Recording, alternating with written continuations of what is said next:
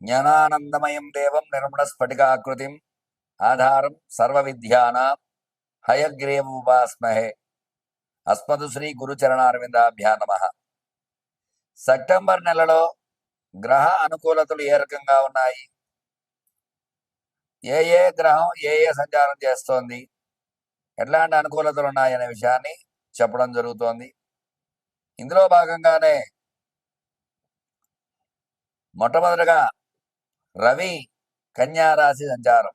నవగ్రహాల్లో గ్రహాలకు అధిపతి అయిన రవి కన్యా రాశి సంచారం చేయటం.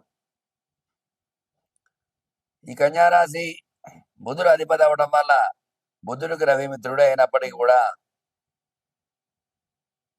కొంతమేర రవి అనుకూలత ఉండి కొన్ని రాశుల వారికి ప్రతికూల యోగాలు ఖచ్చితంగా ఉన్నాయి.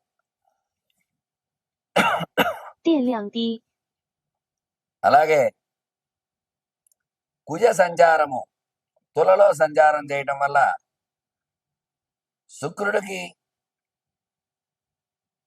కుజుడు ప్రతికూలం కాబట్టి శత్రు రాశిలో కుజ సంచారం చేయటం వల్ల చిన్న చిన్న ఇబ్బందులు, వ్యాపార లావాదేవీల్లో ఇబ్బందులు, భూ సమస్యల్లో ఇబ్బందులు ఇట్లాంటి వచ్చే అవకాశాలు ఖచ్చితంగా ఉన్నాయి. అలాగే బుధుడు చూసుకున్నట్లయితే బుధుడు కన్యారాశి సంచారం. కన్యారాశి అధిపతి బుధుడే స్వక్షేత్రంలో సంచారం చేయడం వల్ల చదువు తెలివితేటల పరంగా బాగా చదవటము, చదువులో మంచి ర్యాంక్స్తో పాస్ అవ్వడము, ఉద్యోగంలో రాణింపు ఇట్లాంటివన్నీ కూడా బుధ అనుకూలత కొన్ని రాశుల వారికి ఉన్నాయి. గురుడు చూసుకున్నట్లయితే మరి గురు అనుకూలత ప్రతికూలంగా ఉంది. కర్కాటక రాశిలో గురు సంచారం చేయడం జరుగుతుంది. కర్కాటక రాశ్యాధిపతి చంద్రుడైనప్పటికీ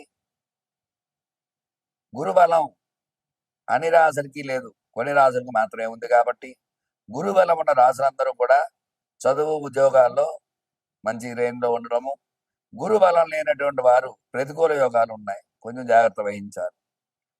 మరి శుక్రుడు చూసుకున్నట్లయితే శుక్ర సంచారం ఈ కన్యారాశిలో శుక్ర సంచారం చేయడం జరుగుతుంది. కన్యారాశిలో శుక్రుడు కేతువుతో కలవడం వల్ల, పాపగ్రహంతో కలవడం వల్ల చిన్న చిన్న ఇబ్బందులు వచ్చే అవకాశాలు ఉన్నాయి. కన్యారాశి వారికి అనుకూలతల కంటే ప్రతికూలతలే ఉన్నాయి. మరి కొన్ని రాశుల వారికి శుక్ర అనుకూలత ఉంది, కొన్ని రాశి వారికి ప్రతికూలత ఖచ్చితంగా ఉంది. ఎందువల్ల అంటే ద్వితీయంలో, చతుర్థంలో, అష్టమంలో, ద్వాదశంలో సంచారం చేసే రాశులకి ప్రతికూల యోగాలు ఉంటాయి. కాబట్టి అన్ని రాశులకి శుక్రుడు అనుకూలం కాదు. శత్రువులు కలవటం, శత్రు రాశులు చూడటం ఇట్లాంటివి జరగడం వల్ల ప్రతికూల యోగాలు వచ్చే అవకాశాలు ఉన్నాయి. మరి శని భగవానుడు సంచారం చూస్తే శని వక్రంలో ఉన్నాడు. ఈ వక్రంలో ఉండడం పాపగ్రహం వక్రిస్తే శుభం చేస్తుంటారు. అయితే ఏలినాడు శని ప్రభావం అధికంగా ఉండడం వల్ల ఈ కొన్ని ఇబ్బందులు, అర్ధాష్టమ శని, ఏలినాడు శని ఇట్లాంటి వల్ల కుంభ, మకర, మీన, మేషరాశుల వారు చిన్న చిన్న ఇబ్బందులు పడుతూ ఉంటారు. అట్లాగే రాహు చూసుకున్నట్లయితే కుంభ సంచారం చేస్తున్నాడు. మరి కొన్ని రాశుల వారికి రాహు అంటే అధిష్టాన దేవత దుర్గా అమ్మవారు చికాకులు కలిగిస్తాడు. దృష్టి దోషాలు, నరదృష్టి, నరఘోష ఇట్లాంటివన్నీ ఉంటాయి. కాబట్టి ఈ పాపగ్రహాలతో కలవడం వల్ల వక్రగ్రహమైన శనిగ్రహం వక్రించి కుంభంలోకి రావటం ఇలాంటి ఇబ్బందులు ఉండడం వల్ల చిన్న చిన్న ఇబ్బందులు అవన్నీ ఉన్నాయి రాహు వల్ల. కేతువు చూసుకున్నట్లయితే కన్యలో సంచారం చేయడం జరుగుతోంది. మరి మొత్తం మీద చూసుకున్నట్లయితే గ్రహ అనుకూలత ఈ నెలలో 8 రాశుల వారికి అనుకూలంగా ఉంటే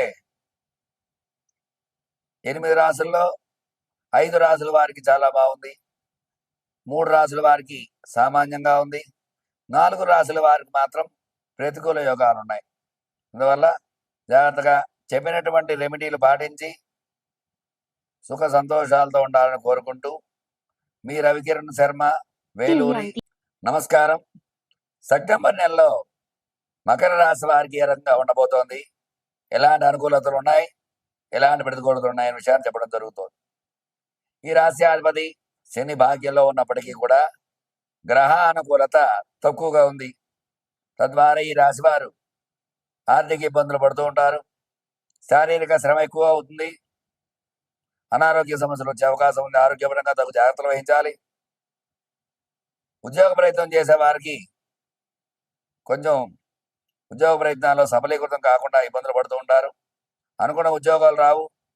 చిన్న స్థాయి ఉద్యోగాలు మాత్రమే వచ్చే అవకాశాలు ఉన్నాయి. చదువుకునే పిల్లలకి కొంచెం జ్ఞాపశక్తి తగ్గుతుంది. తగు జాగ్రత్త వహించాలి. వివాహ ప్రయత్నం చేసుకునే వారికి ఈ నెలలో ప్రతికూల యోగాలే ఉన్నాయి. సంబంధాలు వచ్చినప్పటికీ కూడా సెట్ కాకపోవడం, ఇబ్బందులు పడుతూ ఉంటారు. సంతానం గురించి ఎదురు చూసే వారికి ఈ నెలలో నిరాశాజనకంగా ఉంటుంది.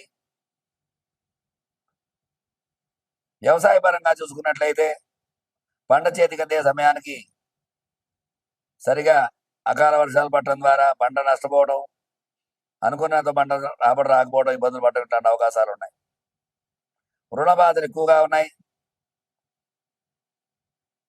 స్టాక్ మార్కెట్లో స్టాక్స్ పెట్టే వారికి నిరాశాజనకంగా ఉంటుంది.